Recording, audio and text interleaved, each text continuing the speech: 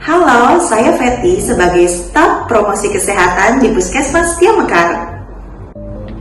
Terdapat etika batuk dan bersin yang perlu diterapkan di tempat umum.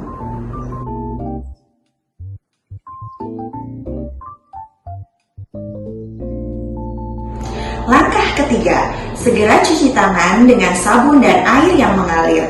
Atau jika tidak tersedia air dan sabun, Anda bisa menggunakan hand sanitizer.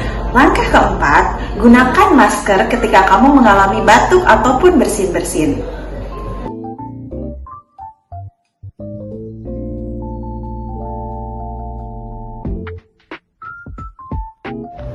Jangan lupa sebarkan info ini ke teman-teman kamu ya.